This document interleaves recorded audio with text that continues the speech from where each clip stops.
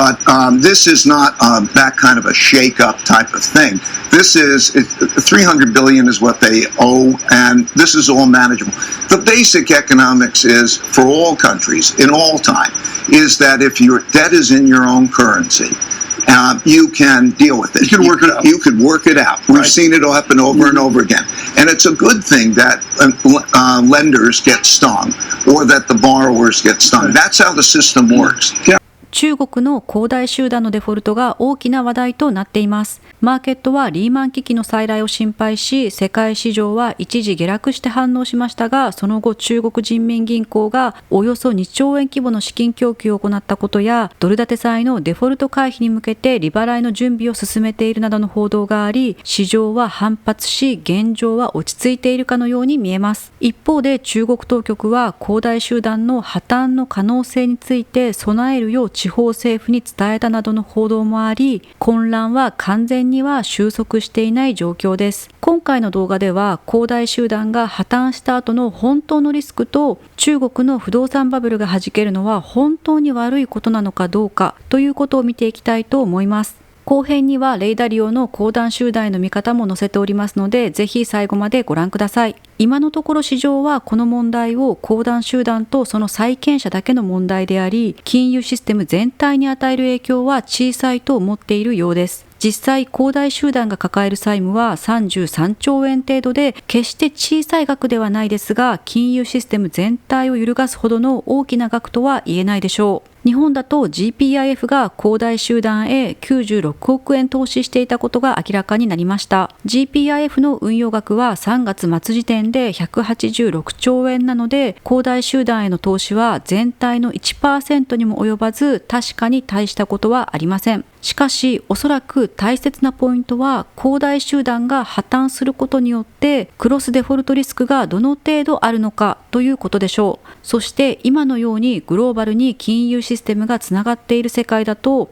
一体どの程度クロスデフォルトが起こるのかは実際には知りようがありません。例えば恒大集団のようにバランスシートの状態が非常に悪い債券の一部を切り張りしてできた仕組み債、つまりデリバティブ商品がどの程度世界にばらまかれているのかは誰にもわからないのです。中国の不動産デベロッパーには恒大集団よりもバランスシートの悪い会社がたくさんありますので、中国の不動産バブルが弾けると多くの不動産デベロッパーが破綻することになるでしょう。そしてそういった財務の悪い会社の債券の一部を切り張りしてできたデリバティブ商品は非常に利回りが高いので、今のように金利が非常に低い世界においては高い利回りを求めて多くの投資家たちがそういったジャンク債に投資しているということが世界中で起きています。そういった意味では世界経済は中国恒大集団だけでなくクレジットリスクとして大きな危険をはらんでいると言えるかもしれません。そもそも恒大集団が破綻の瀬戸際に追い込まれた主なきっかけは中国当局の規制強化のためです。不動産開発業者を対象にされたものだとレバレッジ比率などを定めた規制があり、3本のレッドラインと呼ばれているものです。恒大集団はその2つのレッドラインに抵触しており、クリアしている2番の自己資本負債比率も 99.8% とギリギリのところにいます。こういった背景から恒大集団は新規の借り入れができなくなり、経営危機に陥っている状況です。ここで大切なポイントですが、中国当局が掲げる理念に共同富裕、つまりみんなで豊かになろうというものがあります。これは富の再分配を強化するもので、個人の超富裕層は多額の寄付をしていたり、民間企業も共同富裕に従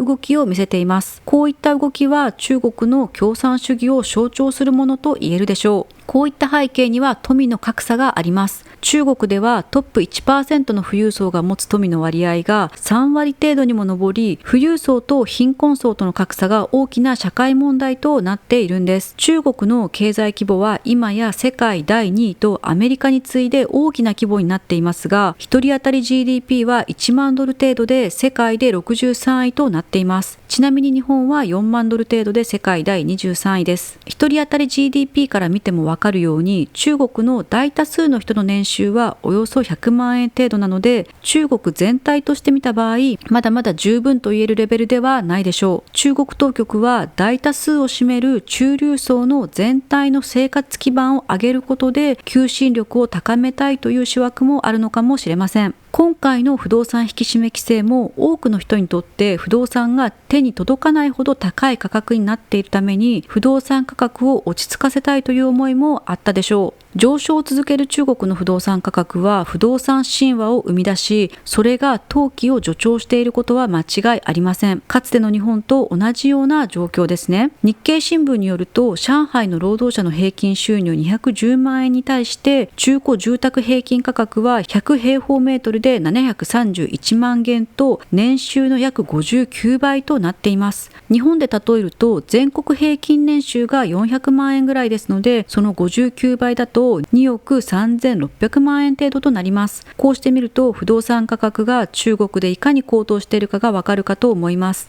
そして中国では多くの人が不動産に投資しています。なぜなら不動産を買っていれば必ず儲かるという不動産神話があったからです。もし不動産バブルが弾けて不動産価格が暴落すると、多くの一般市民の家計に大打撃があるはずです。そうすると中国経済を支えてきた個人消費が大きく落ち込む可能性があるのです。中国の2020年の GDP に対する個人消費の割合はおよそ 37% で、足元の2021年1月から6月はコロナの反動もあり 61% にまで上がっています。どちらにせよ個人消費が中国経済にとってかなりウェイトが高いということです。中国の不動産価格の高騰は多くの個人消費を支えてきたことは明らかです。不動産バブルが弾ければ個人消費の冷え込みや不動産業界の雇用などに打撃を与え、世界経済を引っ張る中国経済に影を落とすでしょう。しかしそれは決して悪いことではないのです。痛みは伴いますが、一方で多くの人に買いのチャンスをもたらしてくれるでしょう。今回の中国恒大集団問題がリーマンショックのような大きな混乱になる可能性はおそらく低いのではないかと思いますが、今後リーマンショック級の金融危機は必ず来るでしょう。そしてレイダリオが言うように、市場システムとはクラッシュとリカバリーを繰り返しながら成長していくものなのかもしれません。Okay, so we have four things that are really going on in China, if you understand their intent. Common prosperity is the word now, okay? And there's been the objective to raise money and then to broaden the base of that. Okay, that's common prosperity. So if you look at their tax rates, they're lower than the United States. If you look at the measures of almost capitalism, they have as much capitalism or more capitalism, much more so than Europe, for example. And now they're in a prospect to broaden that. So I think there's a tendency, and an understandable tendency, to think because they are Maoist and capital and communist that they're going to go back to that kind of a thing. And they're not. There's a system for the whole system, and then what they want to do is make sure that it's not a capitalist-driven system. So, and then there's data control, and then you have to understand there's micromanagement. It's like the kids. There's a top-down versus bottom-up. Whether you like it or not, it's what it is. How can our listeners... Well, the mechanics are the same as the United States went through and everybody else went through. So it would be very similar to our 2008 mechanics. Right. So what we do, it's happened over and over again, is the central bank makes a decision of moral hazard. You know, they never used to have moral hazard. Do you believe they're there right now after this week that we've seen in the markets? They knew that this was happening, and there's the preparation for this, and they know that there's more, and that's a good thing, not a bad thing, because in the past it used to be that they would guarantee it. The banks, 5 major banks would loan state-owned enterprises and local governments with implied government guarantees, and it was bad. So the process is the same. Expect the exact same type of process as we would go through, which is to say that there will be stung. Investors will be stung. That's how it works. And that the system will be protected because it's denominated in their own currency. I want to get this on. Because the Lehman moment produced pervasive structural damage through the system that wasn't rectified until the Treasury came across in terms of its borrowing, and then the Fed came across with quantitative easing. But this is not that kind of a shake-up type of thing. This is $300 billion is what they owe, and this is all manageable. The basic economics is for all countries in all time is that if your debt is in your own currency, you can deal with it. You can work it out. You could work it out. We've seen it happen over and over again.